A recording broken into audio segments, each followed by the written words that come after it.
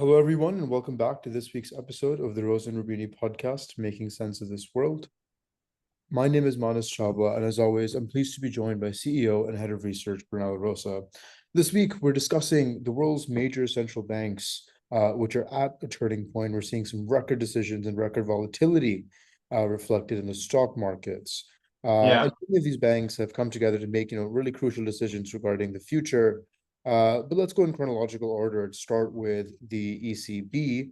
What did they decide to do in the last few weeks, Brunello? So in mid July, the ECB decided to leave their policy rates unchanged because effectively they had cut already in June in what seemed at the time already a controversial decision because actually growth was picking up and inflation was actually picking up as well. So people thought, it's kind of an odd time, but since they had sort of pre-committed before they had to cut. By back-to-back cut in July was not on the cards at all, but they left the door wide open for further action in September, which we believe will be taken. So the ECB will most likely cut rates again in September.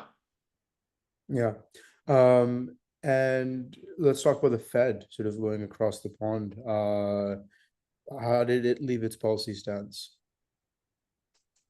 So the Fed also left its rates unchanged in July, and that was more than expected, considering that inflation had picked up in Q1, and so the Fed say, they wanted to regain confidence on the fact that inflation was on a downward path, which actually started to occur in Q2. So Q1 was pretty bad, Q2 was good, and therefore, as Q2 was finished in June, July is the first meeting in Q3, and this is when they said, if things keep on going in the direction we have seen during Q2, then we might be ready to cut in September, which is something I think they will do. So since this rate cut will occur in the meeting just before the election, somebody will try to construe that as being politically motivated. But considering that the Fed has been working on this for quite some time, whatever political motivation one may want to find is very little tenable. So I think the Fed should just do what they think is best for the economy and forget about the election, as Jay Powell said during the press conference. Yeah. And then finally going to perhaps the decision that was most disputed, really a razor-thin decision is the Bank of England. And marking quite a sort of watershed moment. Tell us more about what happened here. That was a very complicated decision because it was taken with a very thin majority, 5-4, and with the chief economist, Hugh Peel, in opposition. But what happened there is that Bailey had wanted this rate cut for quite some time. He didn't have a majority until this 1st of August, when the new monetary policy report was released.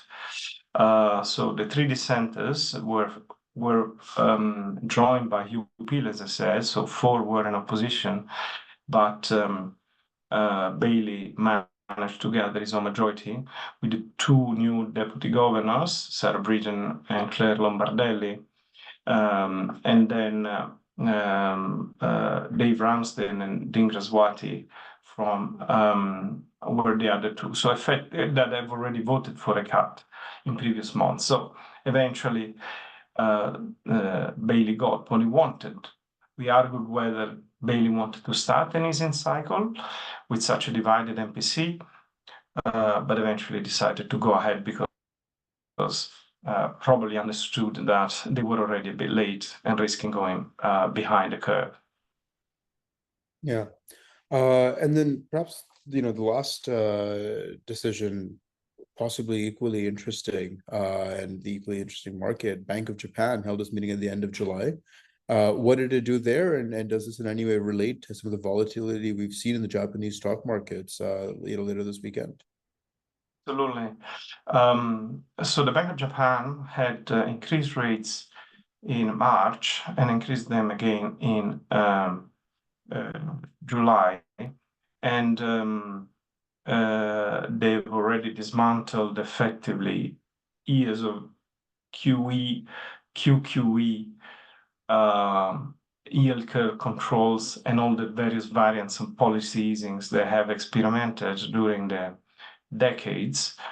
And now they are returning to be a slightly more normal central bank with positive interest rates and QE that is on its way out. In fact, the amount of purchases has been halved with the decision taken in June and specified in July. Clearly, and this is about wrapping up the four central banks together.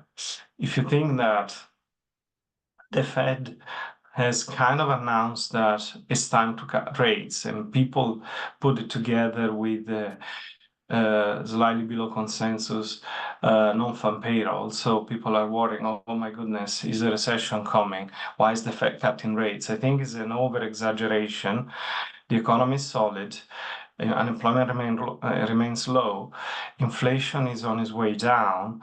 And actually, is a good sign that the Fed believes that it's now time to normalize rates, and that should provide further breathing space to the economy. But markets fret, reprice, always go from one extreme to the other. We remember how the year started with the market pricing in 7 cuts from the Fed, which were totally unrealistic.